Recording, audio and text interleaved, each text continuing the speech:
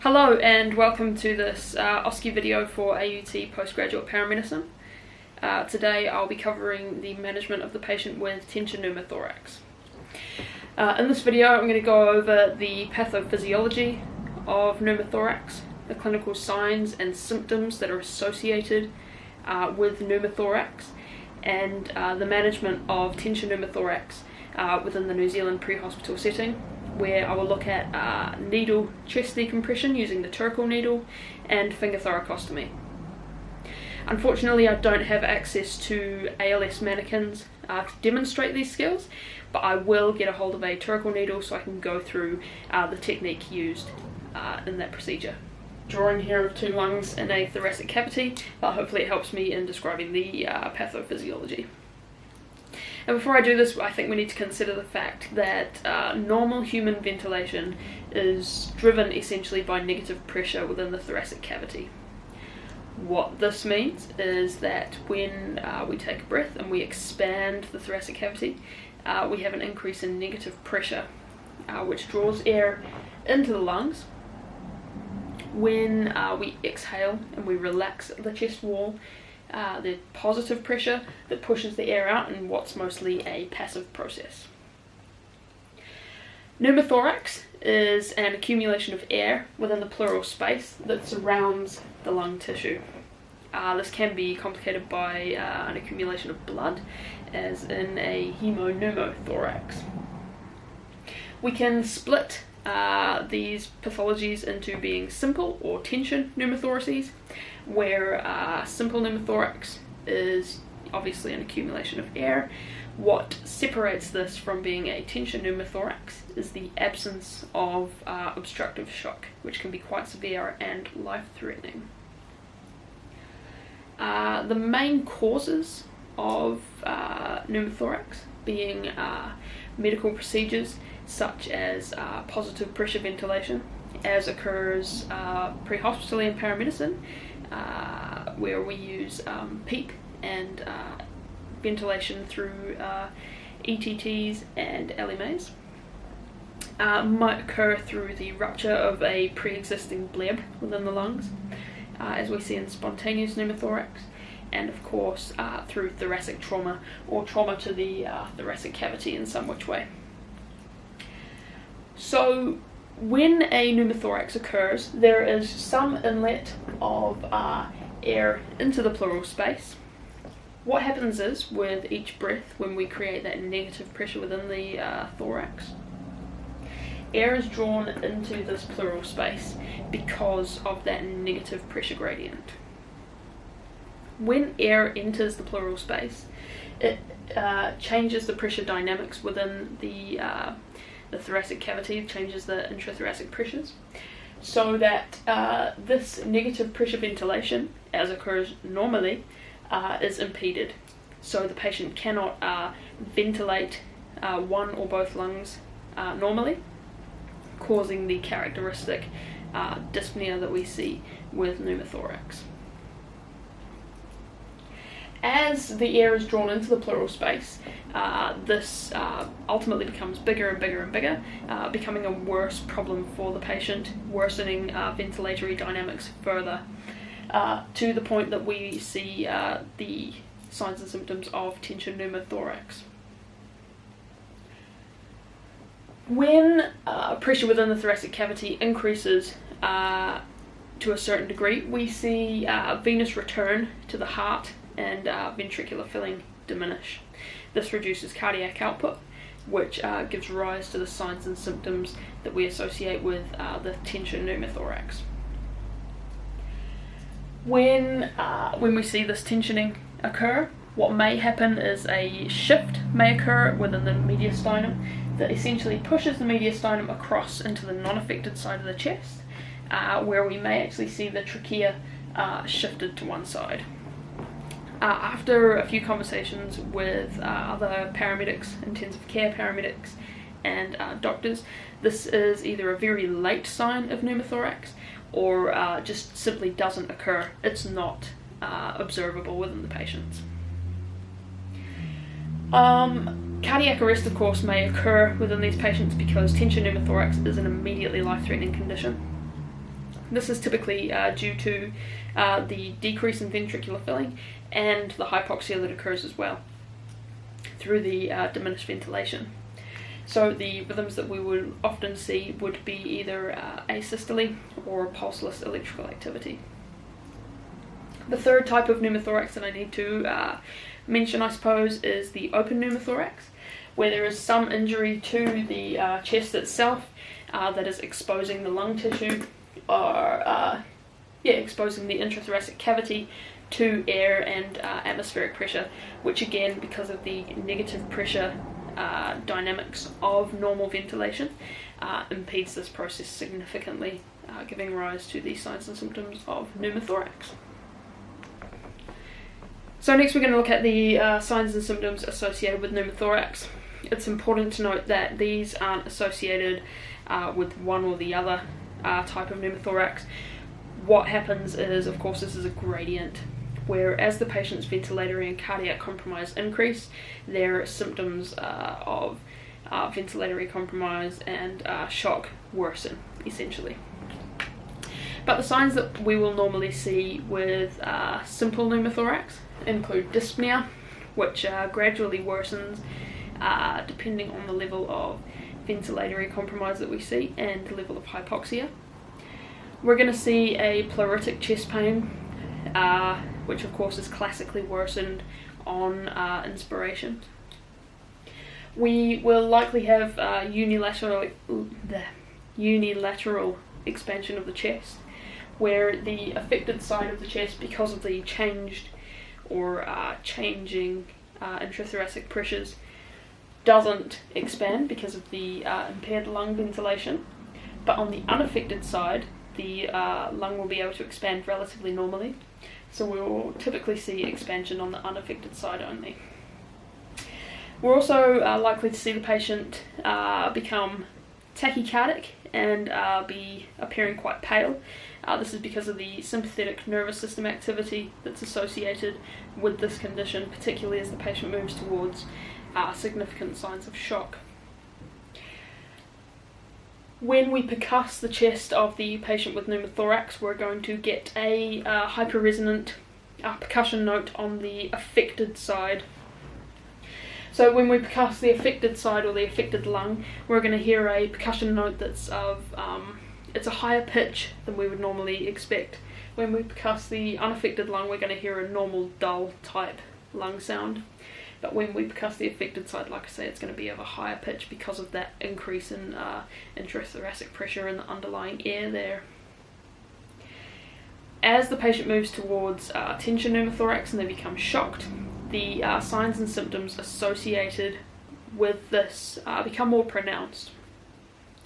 The only time I can think of off the top of my head where we might not be able to spot these signs and symptoms quite so easily would be in the setting of asthma, where because of the increase in intrathoracic pressure, where it's going to become difficult to decide whether or not the symptoms that we're seeing are associated with either asthma or a pneumothorax. So that's something to consider. But as we move towards pneumothorax, we're going to see worsening of the dyspnea and again tachypnea as the patient's ventilation becomes more and more compromised. We're going to have a decrease in lung sounds on the affected side as movement of the lung with ventilation becomes greatly diminished. We're going to have pronounced signs of shock, hypotension, delayed capillary refill time, falling level of consciousness. We will likely see distension of the jugular veins.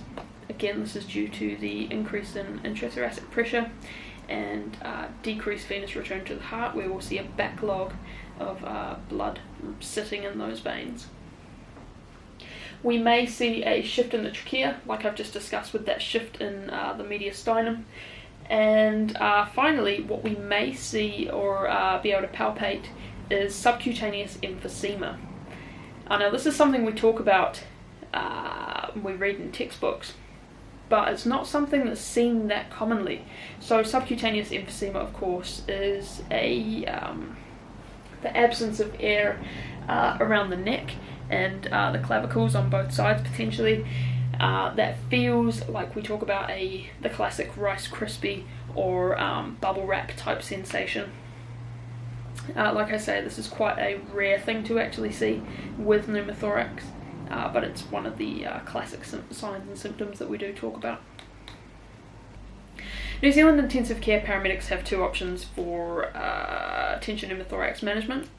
This includes either finger thoracostomy or needle decompression with the Turkle needle. Use of the Turkle needle is the preferred method for chest decompression. Finger thoracostomy is really reserved for patients who are in traumatic cardiac arrest or who are peri-arrest secondary to trauma, patients with bilateral pneumothoraces, and that's because New Zealand ICPs only carry one Turkle needle. Patients receiving positive pressure ventilation with a ventilator, an LMA or an ETT in place, or patients in whom we've attempted chest decompression with a Turkle needle but it's been unsuccessful. In the open pneumothorax, to manage this, all we can really do is cover the wound with a defibrillator pad or a cling film style dressing to try and stop air getting into that wound and reduce the exposure to the atmospheric pressure. Once we have elected to decompress chest, what we need to do is find our site of decompression. Now this is, for the Turkle needle, either going to be in the 4th or 5th intercostal space in the mid-axillary line. If we can't get to this place for whatever reason, for example if the patient's trapped, then we can use the 2nd intercostal space in the mid-clavicular line. Interestingly, there's some contemporary research that's come out in the last few months that actually says that in pediatric patients, that because of the depth of the vital organs, such as the heart and the lungs, it's actually safer to decompress the chest with a needle at the 2nd intercostal space in the mid-clavicular line, but in neonates or pediatrics under 1, that's particularly unsafe due to the shallow depth of the heart there. But within the New Zealand population, we're ideally or preferably going to be using the 4th or 5th intercostal space, mid-axillary line. So this is a Turkle needle. It is a long, quite sturdy needle that we use for chest decompression within New Zealand. This is the preferred method. We don't really use the 12 gauge long cannulas anymore in New Zealand. So like I said, it's quite, let me pull this off. It's quite long and sturdy, difficult to bend. It has a built-in 3-way tap, which means that we don't need to attach any external valves to the needle itself. There are holes along its length which you can't really see in this video. These simply prevent blockage to improve the efficacy of the device. It has a built-in colour guide that goes from green to red to green as you push through the structures of the intercostal muscle, going back to green when you've popped through into the pleural space. So that just gives you an indicator that you've got into the pleural space, and it prevents you from hitting any of the vital understructures there. It is slightly long and awkward to use, but the advantages with safety and efficacy definitely definitely outweigh the cons with this one. In pediatric patients, for example, because we have this colour guide, makes it relatively safe to use compared to a 12 gauge cannula, which can be potentially quite dangerous due to the shallow nature of those vital understructures in the pediatric patient.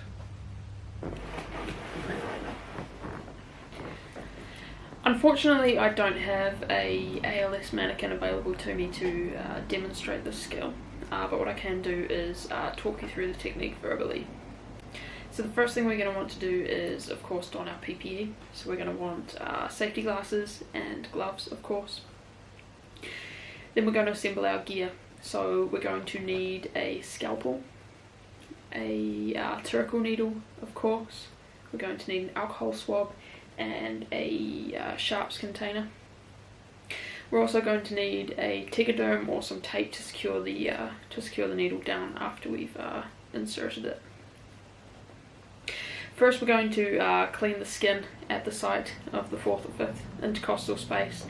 Of course, because tension pneumothorax is a life-threatening condition, cleaning the skin isn't really a priority, but you know, it's a nice to do if you have time. Once we've done this, we're going to take our scalpel. We're going to make a small incision in the skin just above the interspace that we've chosen. This is to allow the turquoise needle to go through the skin, preventing us from having to push through the skin itself, which is quite tough.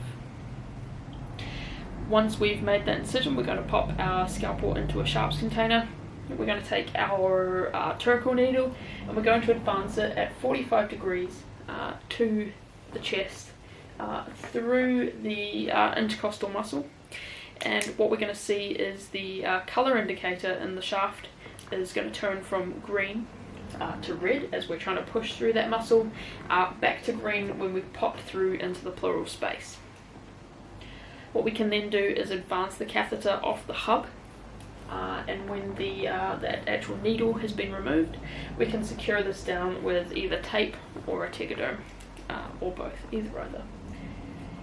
If the mid-axillary line isn't available, then we can use this technique at the 2nd intercostal space in the mid-clavicular line, using essentially the exact same technique. The technique for finger thoracostomy is slightly more involved than the technique we use in needle decompression with a turquoise needle. So what we're going to do first is select our site, so that's going to be the 4th or 5th intercostal space at the mid-axillary line, like I've said. We're going to wear our appropriate PPE, so we're going to double glove this time due to the risk of tearing a glove when we push through into the pleural space. We're going to wear safety glasses as well, of course. We're going to assemble our gear, so that's going to consist of a scalpel, blunt forceps, a clean towel, a sharps container and some kind of dressing to cover the wound. We're going to lay all this down beside the patient. We're then going to take our scalpel and we're going to create a 3 to 4 centimetre incision, roughly, along the lateral plane or along the intercostal space. What this is going to do is it's just going to take us through the skin and it's going to allow us to dissect then through the tissue.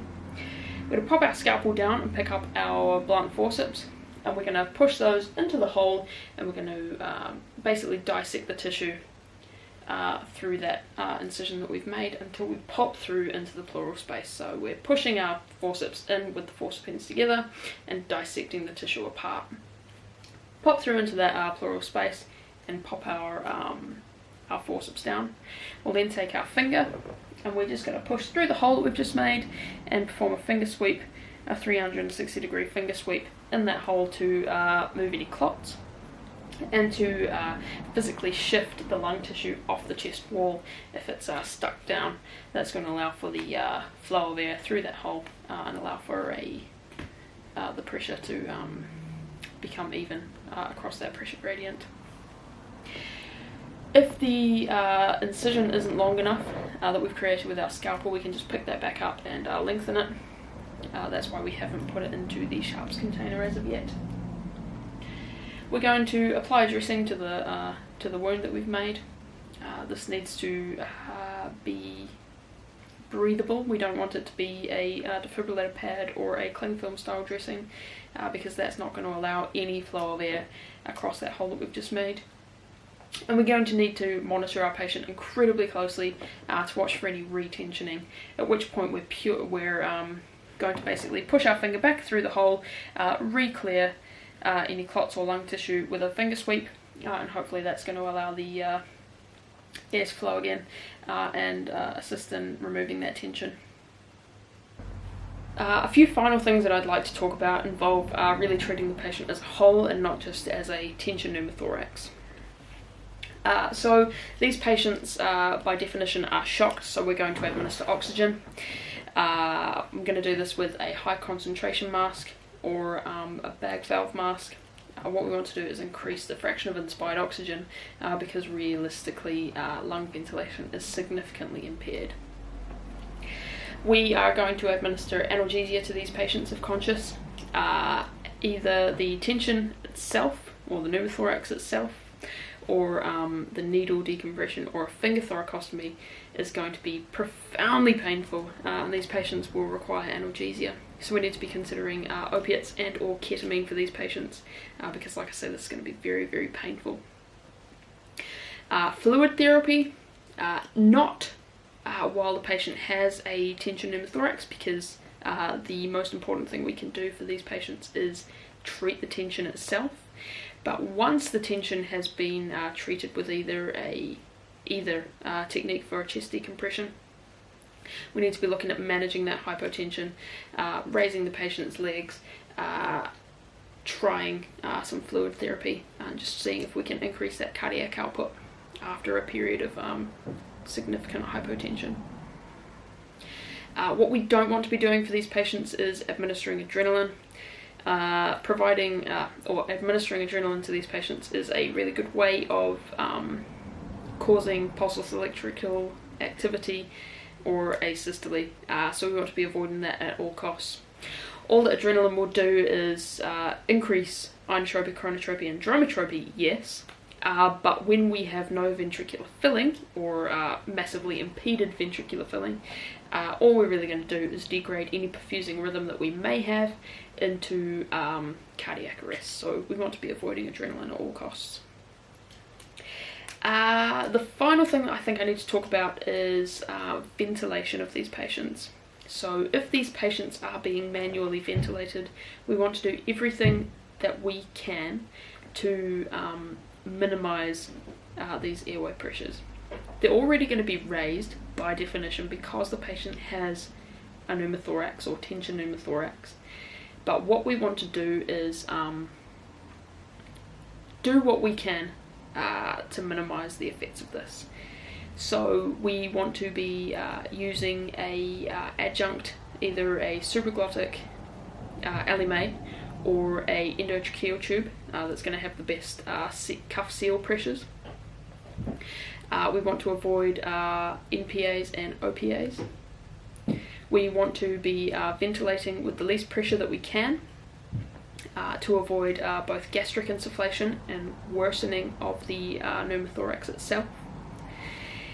If patients are being ventilated by people who aren't qualified in placing either an endotracheal tube or LMA, and you're using an OPA or NPA, you need to be maximizing your airway placement and using a really good two-person technique with the bag mask.